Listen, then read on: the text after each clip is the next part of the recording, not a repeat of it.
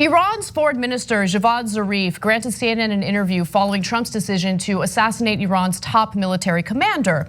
And what was interesting about this interview was how Zarif had urged Iran to be measured in its retaliation against the United States. In fact, he used the word proportionate. So let's take a quick look at what he had to say. They killed one of our most revered commanders and most senior commanders, and they took responsibility for it. This is state terrorism. This is an act of aggression against Iran, and it amounts to an armed attack against Iran, and we will respond. But we will respond proportionately, not disproportionately, because we are committed to law. We are law-abiding people. We're not lawless like President Trump.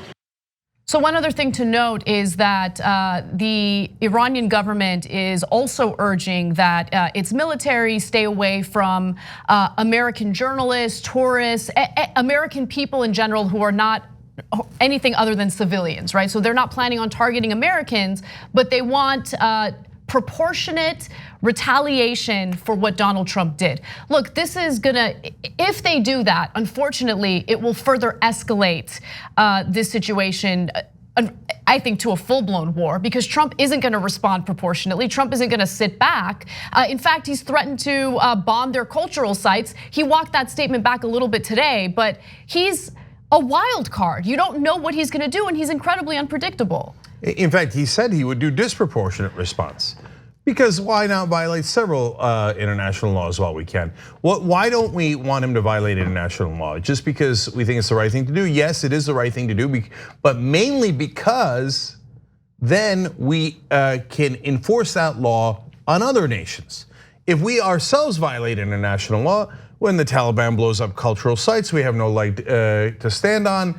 If Iran now attacks and kills our troops, they get to say, well, you did it first. And so now what is Donald Trump saying in response? Oh, I'm gonna send you 3,000 more troops to be sitting ducks. What are they doing there? What are they gonna do, invade Iran? No, they're not gonna do that, right? This 3,000 is not enough.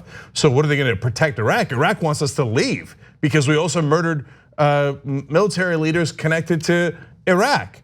And we also murdered civilians in Iraq. So they want us to leave. So what are we sending 3,000 troops for? I'll tell you what we're sending them for: to be sitting ducks, to get killed, so Donald Trump can feel like a tough guy and respond through war. And the fact of the matter is, we're inching closer and closer to war, which means that US personnel in the Middle East is less safe. Israel is preparing in case Iran attacks them as a proxy, right? I don't know if you saw this, Anna. You know what Netanyahu said now? He turned around and said, oh, look, man, this war's got nothing to do with us. This is America's war, not our war.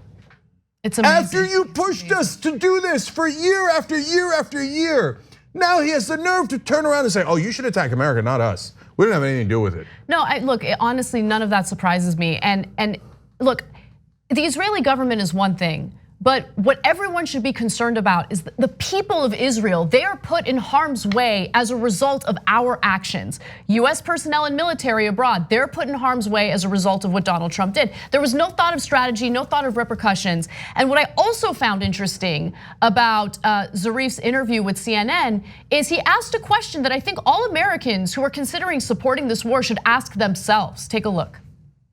You have said that Iran will retaliate for the targeted killing of General Qassem Soleimani. President Trump has said there would be a disproportionate response if you do that. What do you make of President Trump's threats? His threats will not frighten us.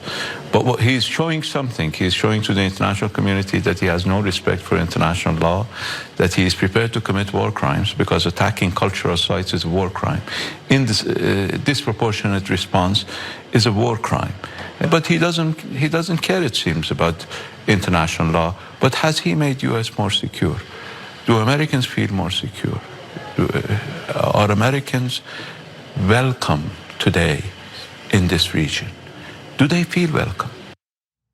So look, I'm sure there are people in the right wing who will have a very different response or answer from the response and answer that someone like I would have, right? And my answer is no, I of course don't feel more safe. In fact, I don't feel safe for the people who are serving in our military and they're, as you mentioned, Cenk, earlier, sitting ducks in the Middle East right now. This is, you don't provoke war and feel safer as a result of that. Iran says we're not going to kill US civilians. We'll only target proportionally the military as they targeted our military. Trump goes, oh great, then I'll serve up 3,000 people for you to kill. Why? What are they doing there? What are the 3,000 troops going to do when Iraq doesn't want us and Iran says, the only reason you bring them here is for me to attack them? So they're not going to invade Iran. Okay, look, let me give you the Netanyahu quote, because even Netanyahu knows it has made us less safe. It has made Israel less safe. He agitated for that war 1,000 times. And then now apparently he's telling his own ministers, quote, the killing of Soleimani is a US event, not an Israeli event, and we should stay out of it. Saying we shouldn't, quote, get dragged into it. You're the one who insisted that we attack Iran, attack Iran. And it's not just him, it's also the neoconservative right wing here in America. The John Boltons of the world, the Dick Cheneys of the world, all of these people who said, oh, you gotta attack Iran. Now, as soon as Trump does it, they're like, idiot, hey, I don't want anything to do with it. This thing's really, really unsafe. Well, that's what we were saying ahead of time. And now after the hostilities begin, all of a sudden, Netanyahu was like, oh, I don't want to get dragged into it. It's the Americans. Good. I mean, look at the nerve of the guy to basically say, go attack the Americans, not us. So there is no one safer now. The idea that Pompeo's of the world and Trump is saying that now people are safe. Does anyone in their rational minds believe that? Even Netanyahu in his irrational mind doesn't believe that. No one believes it. We have made the world far less safe by doing this killing. Thanks for watching The Young Turks, really appreciate it. Another way to show support is through YouTube memberships. You'll get to interact with us more. There's live chat emojis, badges. You've got emojis of me, Anna, John, JR, so those are super fun. But you also get playback of our exclusive member-only shows and specials right after they air. So all of that, all you gotta do is click that join button right underneath the video. Thank you.